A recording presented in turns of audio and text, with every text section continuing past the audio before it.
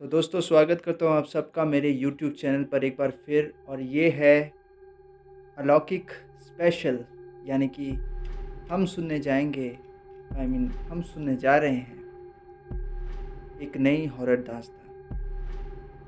दोस्तों ये सच्ची है या काल्पनिक, इसका अंदाज़ा तो मैं भी नहीं लगा सकता, पर ये कहानी मुझे ईमेल के थ्रू आई थी तो मैंने सोचा कि आप लोगों के साथ ये कहानी शेयर करूं। इस कहानी को इस बार मैंने लिखा नहीं है। तो दोस्तों होप आपको ये जो घटना है, ये जो कहानी है पसंद आए। तो इस बार हमने कुछ अलग हटके किया है क्योंकि पिछले 13 एपिसोड से मैंने कहानियों को ऑडियो स्टोरीज़ के रूप में आपको सुनाया था। इस बार मैं आपके रूबरू होकर इन कहानियों को सुनाऊँगा। सो होप कि ये कहानी आपको पसंद आए। तो चलते हैं कहानी की तरफ। तो ये कहानी शुरू हुई थी अराउंड 2015 या 2016 के टाइम में, जब व्लॉगिंग वीडियोस जो थे यूट्यूब पर बहुत ज़्यादा ट्रेंडिंग में नहीं आए थे, धीरे-धीरे आने लगे थे। लोग अपने ज़ाती मामलों को अपने मतलब जो भी कुछ उनकी फेक लाइफ़ होती थी, रियल लाइफ़ होती थी, वो उसे यूट्यूब पे पब्लिक करने लगे थे। इनसे उनको बहुत ज़्यादा पॉपुलैरिटी मिली थी और इन्हीं पॉपुलैरिटीज़ की वजह से आज बहुत नाम है, बहुत नामचीन लोग हैं जो आपके सामने हैं। तो ऐसे ही एक बंदा था, उसका नाम था दिनेश।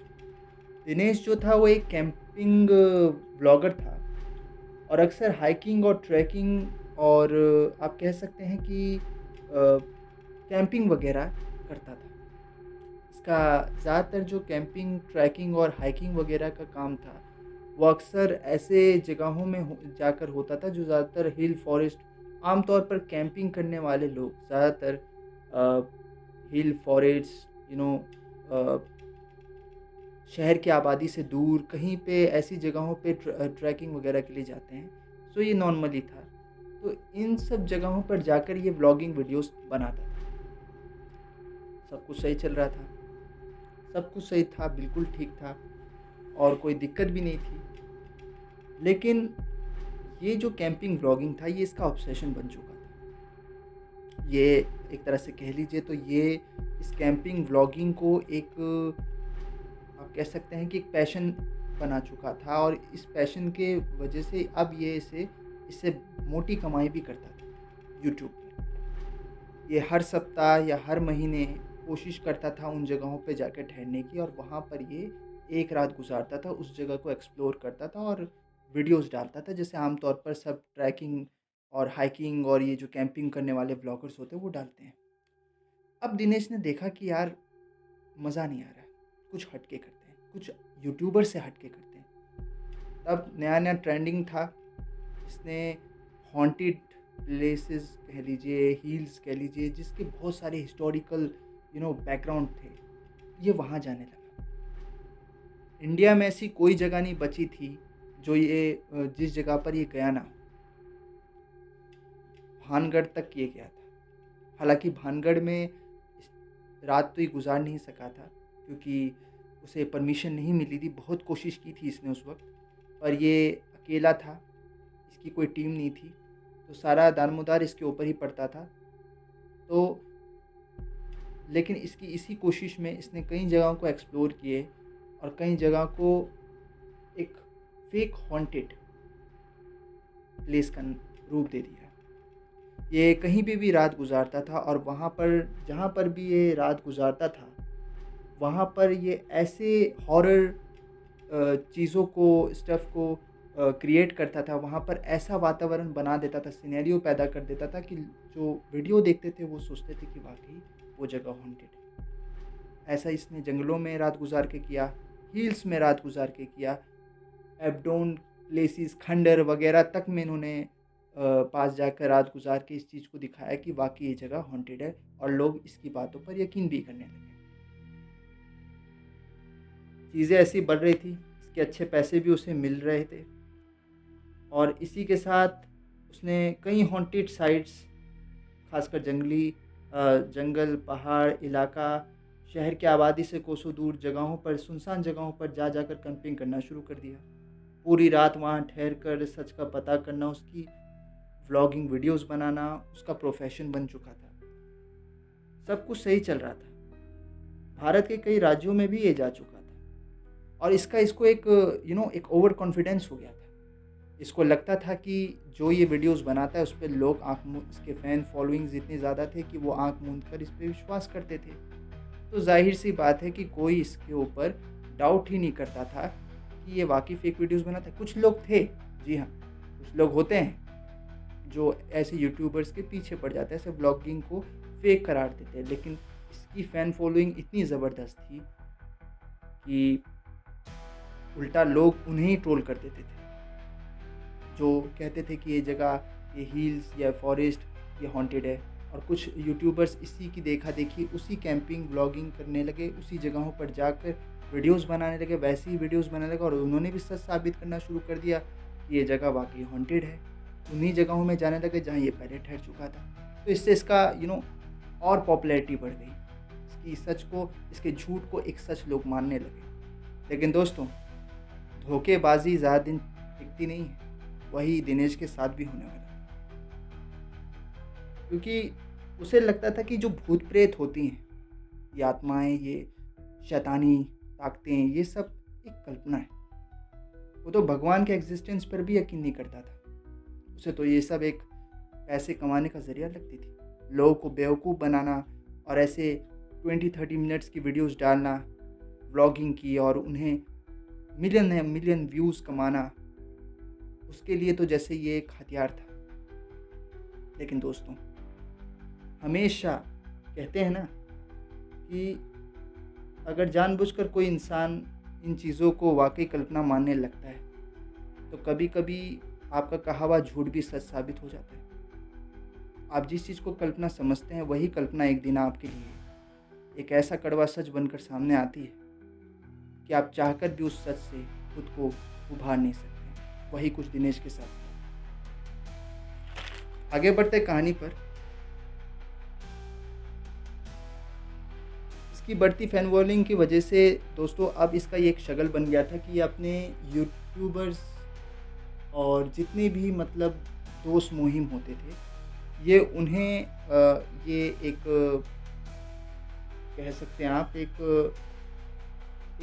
ज़िम्मा दे देता था कि भाई, अगर मैं जिस भी जगह मैं जाऊँगा वो जगह ऐसी होनी चाहिए जहाँ पहले वहाँ कोई गया ना हो और ना मेरे बाद कोई भी जाए, पर मेरे पहले कोई वहाँ ना गया हो। तो इसकी मदद कुछ ऐसे ही लोग करते थे जो ट्रैकिंग वगैरह की वीडियोज़ बनाते थे, और कुछ लोग ऐसे भी थे जो जिनको ये पे करता था। ज़ाहिर-सी बात है, इतनी मिलियन व्यूज़ इसको मिल रहे थे।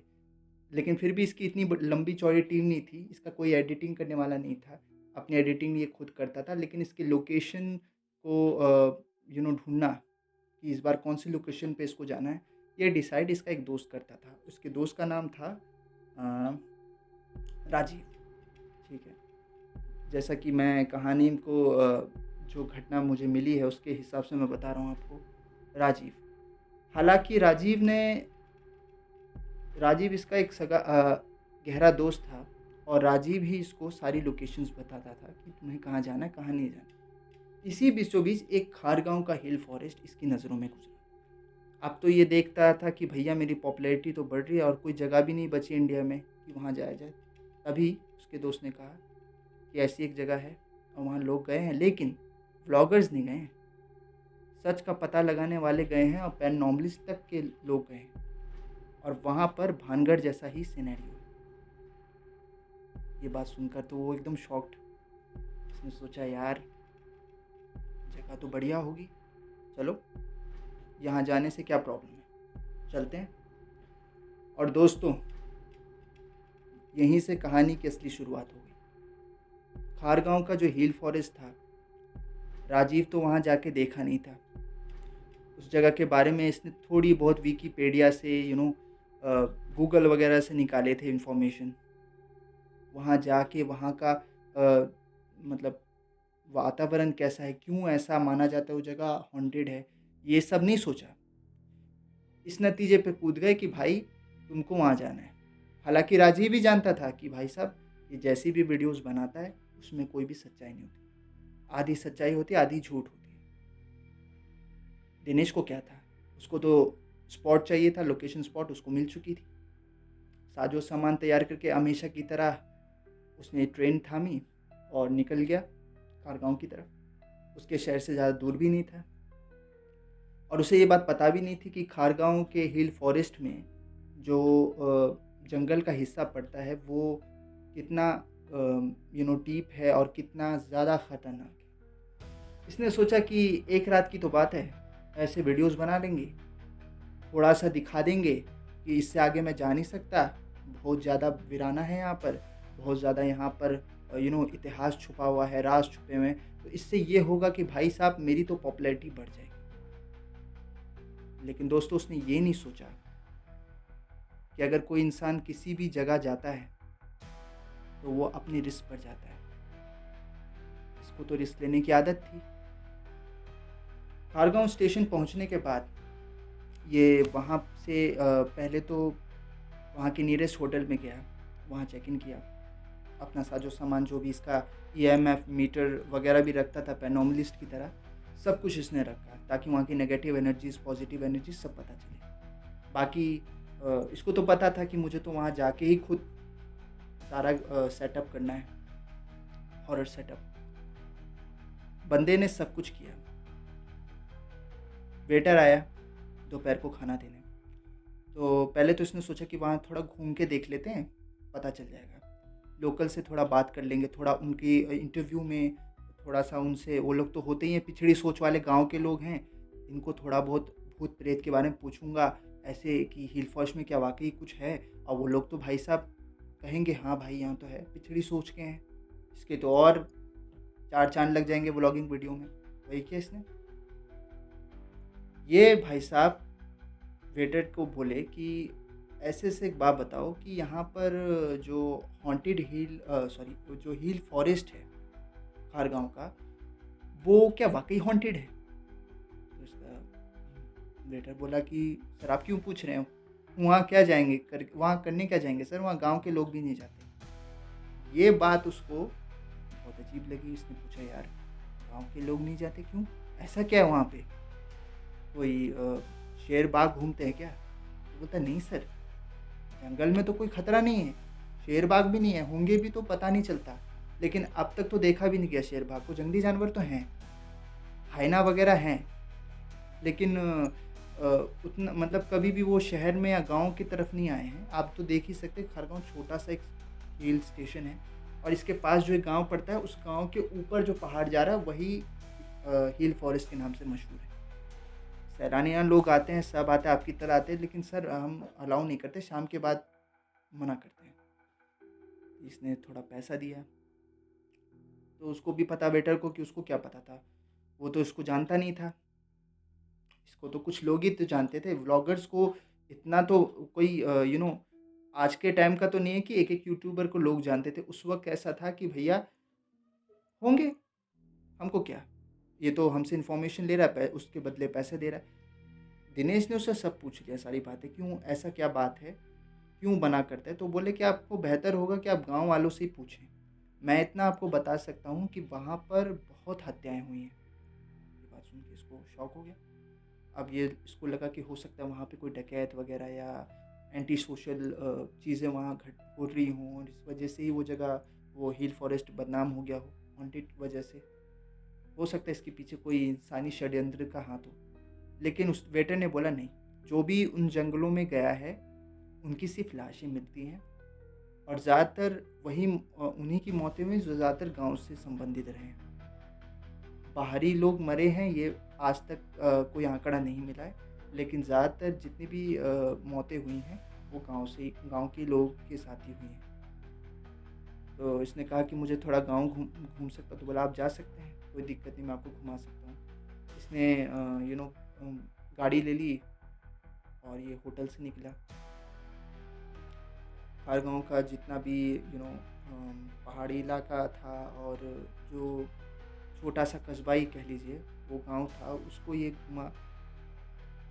सीधे-साधे लोग थे, तो इसने बात छेड़ा नहीं कि मैं वहाँ पे रहूँगा। इसने धीरे-धीरे वीडियो शूट करना शुरू किया वहीं से। पहले इसने पूछा कि क्या बात है यहाँ पर, ऐसा क्या है? क्यों वजह है जो वो जगह ऐसी हॉन्टेड कहलाती है?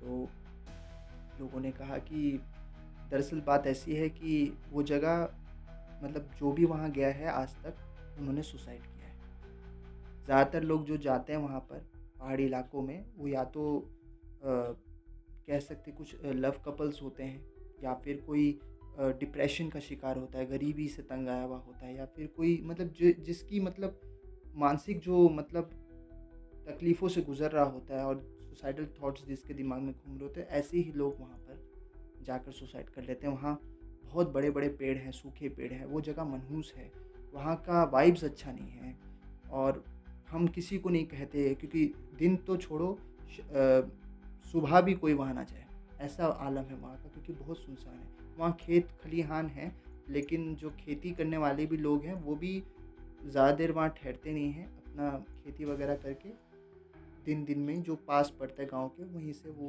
बैक हो जाते हैं और शाम 6 बजे के बाद कंप्लीटली अंधेरा हो जाता है, तो लोग अपने घरों से निकलते भी नहीं। सब कुछ सुनने जानने के बाद जंगली जानवरों के बारे में पूछने के बाद इसको पहले तो ठीक करना था कि अगर मैं वहाँ जाता हूँ तो कोई ऐसी बात ना हो कि यार कोई जंगली जानवर मुझ पर हमला ना कर दे या फिर कोई दिक्कत हो। हालाँकि इसके पास सब कुछ था, हथियार वगैरह सब थे इसके पास बैकअप के लिए, लेकिन कहते हैं ना कि जो जिसके साथ जो घटना होता है वो तो लिखा होता है। दिनेश उसी रात फैसला कर लेता है कि वो एक रात, सिर्फ़ एक रात वहाँ पे स्टे कर लेगा और दूसरे दिन वापस होटल आ जाएगा। होटल वालों ने पूछा कि आप कहाँ जा रहे हैं? ज़ाहिर-सी बात है कि आप एक अकेला वो शख्स था, होटल में चेक इन किया हुआ था वो, कमरे में उसके साथ कोई था नहीं, तो बार-बार उसने जोगाजोग जान-पहचान भी बढ़ा ली थी उन लोगों से। तो उन लोगों ने भी पूछा कि आप कहाँ जा रहे हैं? तो उनको तो पता नहीं था कि तू जंगल जा रहा है, ये बोला कि भाई मेरे रिलेटिव्स रहते हैं पास के शहर में, मैं उधर ही जा रहा हूँ, मैं कल तक आ जाऊँगा। बोला ठीक है, सामान भी अपना छोड़ गया, जो मेजर इक्विपमेंट्स थे, जो चीज़ें थी, ये अपने साथ ले लिया इसने बैग में एक। और इसने एक ड्राइवर फ़िट कर रखा था, जिसको इसने मोटा रकम आप कह लीजिए दिया था, कि जो उसे हिल फॉरेस्ट के पास की चोटी के पास जाके इसको छूना था। रात हुई, ये पहले तो शहर से बाहर निकला, गाड़ी में सवार हुआ, फिर वो गाड़ी इसको पहाड़ के रास्ते से हिल फॉरेस्ट के पास ले जाके छोड़ दी और कह दी कि बात ऐसा है भाई, आपको तो मैं छोड़ रहा हूँ आपके रिस्क पर, मैं तो मना कर रहा हूँ आपको, आप अभी भी मत जाओ, लेकिन अगर आपके साथ कल को कुछ हो जाए तो आप मुझे ज़िम्मेदार मत ठहराना, आपकी वज़ह से मैं फँसूँगा, मेरी गाड़ी फँसेगी। तो इसने बोला कुछ नहीं होगा यार, मैं हूँ ना, मैं ऐसी-ऐसी जगहों में जाके ठहरा हूँ जहाँ पर लोग कहते थे कि यहाँ पे कोई रह नहीं सकता, टिक नहीं सकता, पर मैं वहाँ पे टिका हूँ, तो तुम मुझ पे यकीन रखो। मैं जाऊँगा भी और वहाँ की वीडियो बनाऊँगा भी और तुम्हारा स्पेशली तुम्हारा मैं शुक्रिया अदा करूँगा अपनी वीडियो के एंडिंग क्रेडिट्स पे। उस बेचारे को तो पैसे के लालच में था, उसे इससे क्या मतलब, इसका सगा भाई तो वो तो इसका सगा भाई था नहीं। फिर भी उसको दिल में था कि सर ऐसा मत कीजिए, मत जाइए, छोड़िए, लेकिन वो माना नहीं। दिनेश जंगल के रास्ते से नीचे उतरा, जंगल था भाई साहब, शाम में उतरा था। पहले तो उसने सोचा शाम में उतर जाए, लेकिन शाम में ना उतर के वो रात को उतरा था। तो देख रहा है कि बड़े-बड़े, लंबे-लंबे पेड़ हैं। एक बार दिन में भी वो कोशिश किया था आने की, तो उसने यही देखा था कि वहाँ सूखे बड़े-बड़े पेड़ हैं, घना जंगल है, ढलान जैसा रास्ता है क्योंकि पहाड़ के ऊपर ऑब्वियसली जंगल है। तो वो धीरे-धीरे नीचे उतरता है, साँपों को भी देखता है कि कहीं साँप वगैरह ना हो। तो एक जगह पे जाके उसे खुला मैदान जैसा दिखता है, पास में ही उसको दिखती है एक दूर में झील। सोचता है कि यहीं पे आज कैंपिंग करते हैं, अपना वीडियो शुरू करता है। अब वीडियो जब शुरू करता है तो पहले कैंपिंग वगैरह लगाता है, टेंट वगैरह लगाता है, अपना एक सेटअप करता है, ठीक है? कैमरा लगाता है और शूटिंग शुरू करता है। देखो गाइस मैं आ चुका हूँ आपके क्या गाइस मैं आ चुका हूँ खारगाँव के हील फॉरेस्ट में और आप देख सकते हो कितना चारों तरफ अंधेरा है। मैं अकेला हूँ यहाँ पर। दोस्तों अजीब सी आवाज़ें आ रही हैं अभी से ही। मुझे डर लग रहा है कि मेरे साथ आगे क्या होगा। ऐसे वो अपनी वीडियोज़ में नरेशन करना शुरू करता है।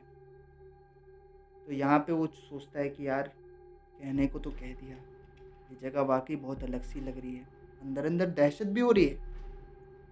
जितना भी आप हिम्मत वाले रहो, ऐसी जगहों के बारे में जब आप सुनोगे, तो आपको वाक़ई डर लगने ऑब्वियसली लगेगा और इवन आप ये जानते हो कि आप वापस जा भी नहीं सकते, गाड़ी वाला तो जा चुका है। और इसने तो कह दिया कि भाई तू सुबह 5 बजे से पहले आना मत और कोई भरोसा भी नहीं था कि वो वापस आए कि ना आए उस वक़्त। इसने बहुत बड़ा रिस्क ले लिया था। तो इसके बाद फ़ोन था, इसको लगा कि नेटवर्क तो मिल रहा है, कोई दिक्कत होगा तो मैं देख लूँगा।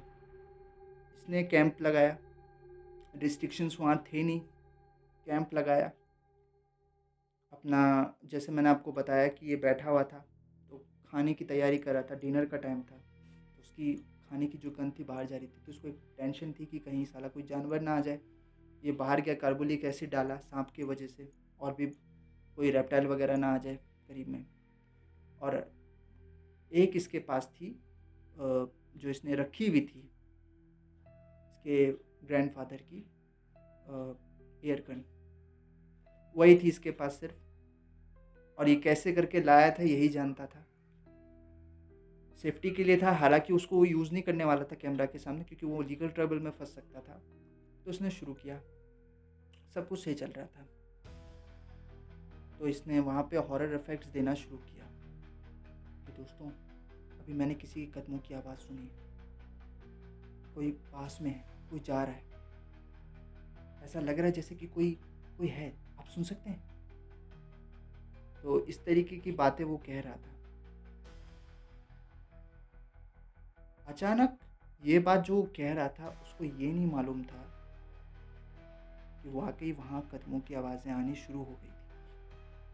कोई चल रहा था। कौन था? कोई नहीं जानता। आवाज़ें बढ़ती जा रही थी, बढ़ती जा रही थी।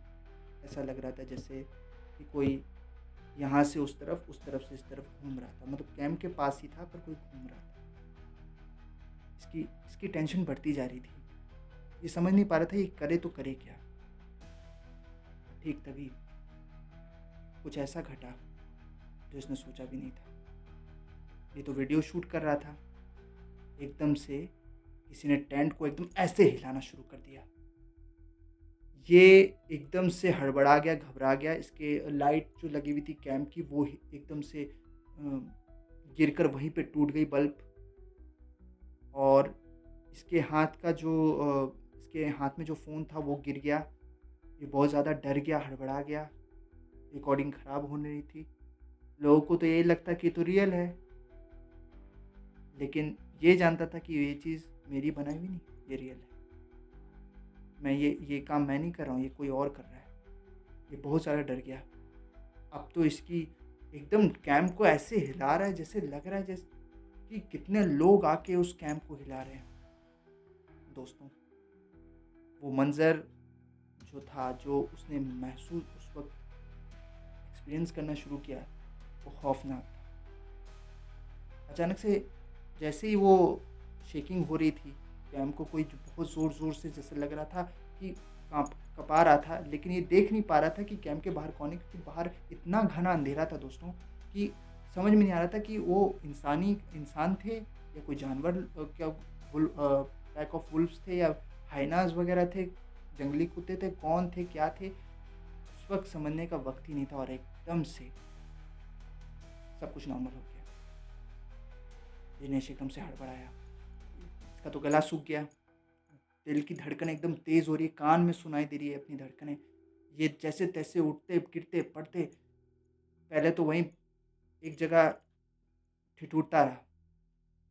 हालाँकि आती सर्दी थी, लेकिन इसको इतनी ठंड लग रही थी, घबराहट से, इतनी बेचैनी से इसके ठंडे पसीने छूट रहे थे। और ठीक तभी जब ये पूरी हिम्मत से बाहर निकला, कैम्प का ज़िप खोल के हल्का-हल्का, धीरे-धीरे इसको डर था कि कहीं हो सकता है कोई जानवर इस पे अटैक ना कर दे। तो बाहर कहीं दूर हाइना के रोने की आवाज़, वहाँ पर नहीं, दूर। ऐसा लग रहा था कि वहाँ आकर उसने कितनी बड़ी गलती की, कोई नहीं था। जब इसने चारों तरफ देखा कैम के, कोई नहीं था, पर कैम जो था एक तरफ से टूट गया था। ऐसा लगता था जैसे कितने हाथों ने मिलकर उस कैम को पूरी तरीके से हिला दिया था। और दोस्तों, एक चीज़ जो बहुत ज़्यादा उसे डरावनी लगी, वो थी कि उसके चारों तरफ टेंट के कपड़ों पर खून लगा हुआ था, इंसानी हाथों का खून। आप इमेजिन करिए कि आप ऐसे रात गए एक सुनसान जंगल में टेंट लगा के आप अंदर हैं और एकदम से आपके साथ ऐसी वारदात घट जाए, ऐसी घटना आपके साथ घट जाए, तो आप कैसा फ़ील करेंगे? दिनेश ने भी देखिए, इसकी तो रातों की नींद तो हराम, व्लॉगिंग तो ये भूल चुका था, अब करे तो करे क्या? सोचने लगा कि शायद हो सकता है कि कोई था जो इसे डराने की यहाँ कोशिश करा, हो सकता है ये गलत लोगों के बीच में आ गया हो, उनका राज़ ये जान जाए, इसी वजह से इसे डराने की ऐसी कोशिश की जा रही हो। इसने सोचा नहीं, मैं कैंप में नहीं सोऊँगा। क्योंकि अगर मैं कैंप में सोऊँगा फिर मेरे साथ कुछ गलत हो जाएगा।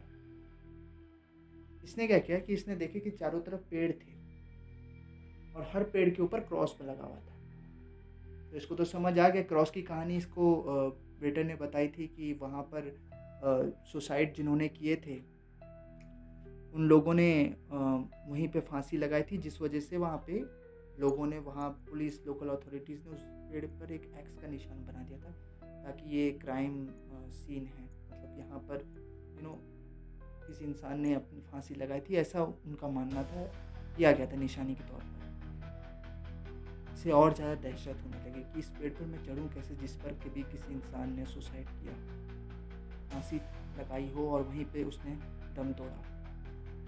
उसे उस लटकी हुई शाखाओं में दोस्तों इंसान दिखने लगे।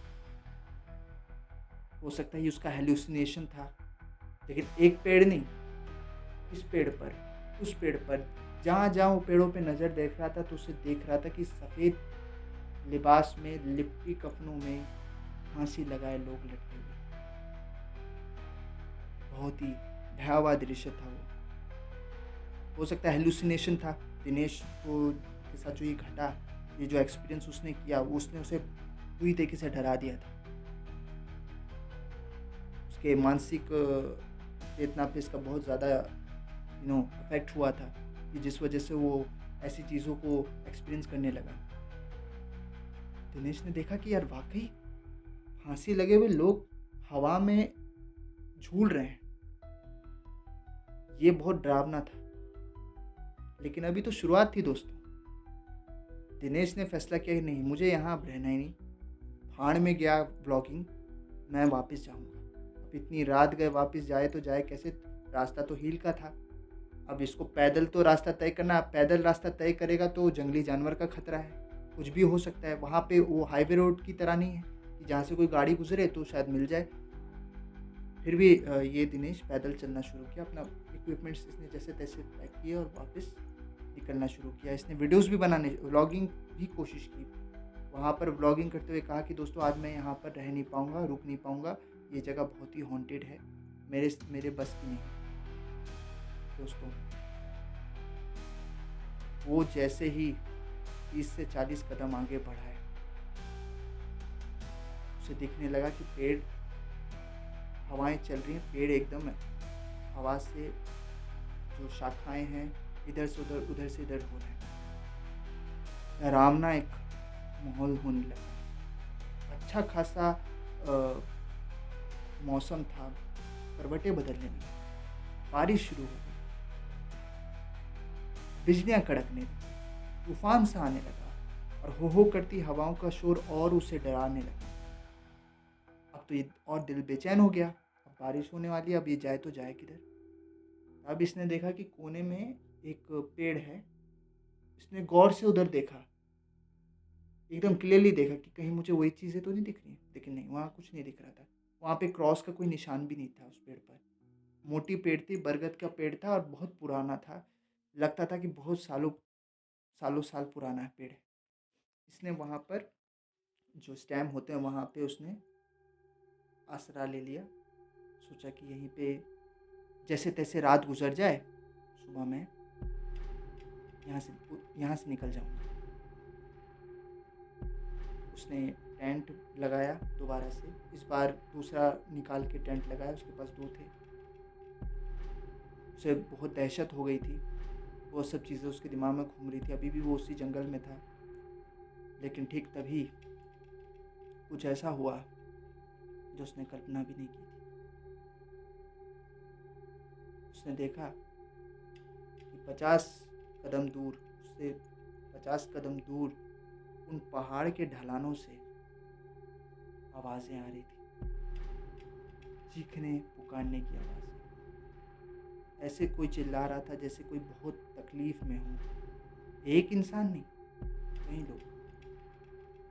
वो आवाज़ें इतनी ज़्यादा आने लग गई थी कि तूफ़ान की हवाओं में उस आवाज़ों को सुन के दिनेश के जैसे कान के पर्दे फट रहे थे।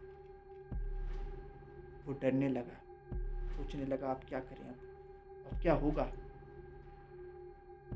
दिनेश बुरी तरीके से डर चुका था।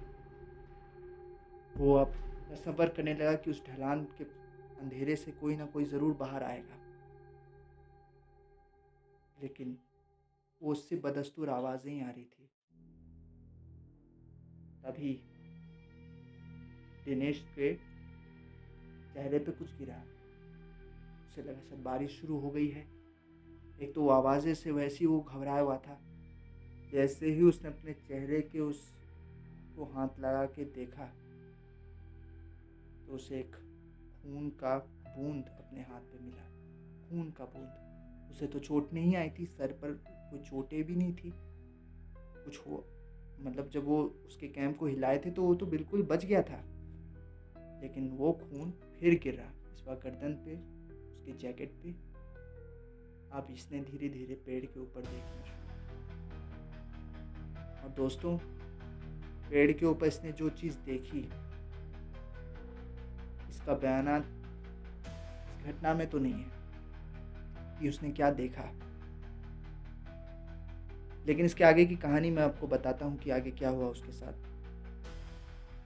सुबह हुई, ड्राइवर आया,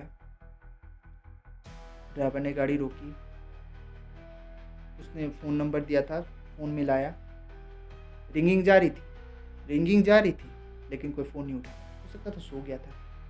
फिर ड्राइवर के दिल में आया कि यार नहीं, थोड़ा उतर के देख लेते हैं। बाबू बाबू कह के थोड़ा नीचे उतरा। बाबू साहेब, दिनेश बाबू साहेब, आप हैं क्या इधर? उसको लगा कि शायद जंगल से नीचे तो नहीं उतर गए, मतलब घने जंगल इतनी लंबी चौड़ी है, कहीं और आगे बढ़ गया हो। थोड़ा ये भी चला बेचारा। और दोस्तों, ठीक वहीं पर उसी बरगद के पेड़ के पास ही वो पहुंचा, जहां पर एक तरफ दिनेश का सारा सामान पड़ा था और दूसरी तरफ दिनेश आंख उल्टी किए, जैसे हमारी जो आंखों की पुतलियां होती हैं, काली हैं, उसकी सफ़ेद थी, आंखें उल्टी हुई थी और वो बिल्कुल ऐसे हालत में था जैसे कि उसे कुछ लकवा मार गया हो। मुंह से सफ़ेद झाग निकल रहा था, आंखें एकदम सफ़ेद हो रखी थी उसकी, और वो मतलब ज़मीन पे लेटा हुआ, उसके दोनों हाथ पीछे और टांगे एकदम मुड़े हुए, और ऐसे काँप रहा था जैसे लग रहा था उसे कुछ हो गया है, मिर्गी आ गई है उसे। ड्राइवर ने फ़ौरन उसे उठाया, फ़ौरन उसे गाड़ी में, पहले तो उसे झंझोड़ा, फिर उसने जल्दी करके गाड़ी में उसको बिठाया। वहाँ से सीधा उसे नज़दीक के अस्पताल लाया। वहाँ पे कुछ शहर के लोग भी थे। डॉक्टर को केस बताया क्या हुआ था। उन्होंने बताया कि उन्होंने अपनी ज़िद से, अपनी मर्ज़ी से ये वहाँ गए थे और ऐसे-ऐसे ये रात उन्होंने वहाँ गुज़ारी। लेकिन गनीमत दोस्तों कि उसकी जान बच गई। दिनेश की जान बच गई थी। दिनेश मरा नहीं था, ज़िंदा था। लेकिन उस घटना के बाद दोस्तों, वो अपना मानसिक संतुलन खो बैठा। हर वक़्त चिल्लाता चीखता रहता था वो। हॉस्पिटल से इलाज के बाद मालूम चला कि उसने इस कदर ऐसी भयावह चीज़ देख ली थी जिस वज़ह से उसका माइंड कह सकते हैं मानसिक संतुलन पूरी तरीके से बिगड़ चुका था।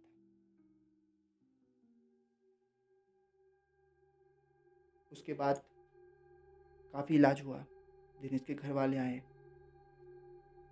तो पुलिस केस भी हुआ। तो कहा गया कि मना था, जंगल जाना मना था।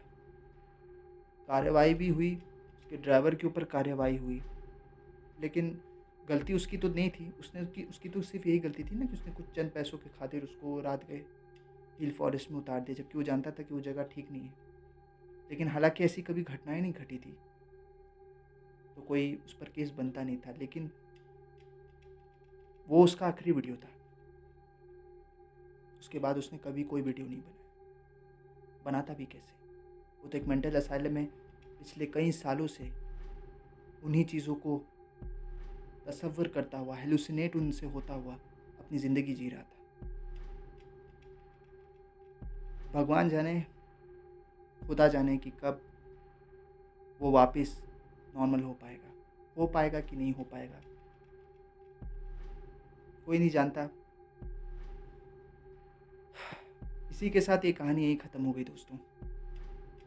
होप आपको ये स्टोरी पसंद आई हो, और मैं भी यही बात आप लोगों से कहूँगा इस कहानी को सुनने के बाद और सुनाने के बाद, कि कभी भी दोस्तों गलती से भी ऐसी चीज़ों को इतना हल्के में ना लें। कभी-कभी आपका दिया हुआ झूठ, आपका कहा हुआ झूठ और आपकी बनाई हुई कल्पना हकीकत बन सकती है। इसलिए हर चीज़ को कभी कल्पना मत बनाइए। हर चीज़ों को मज़ाक में मत लीजिए।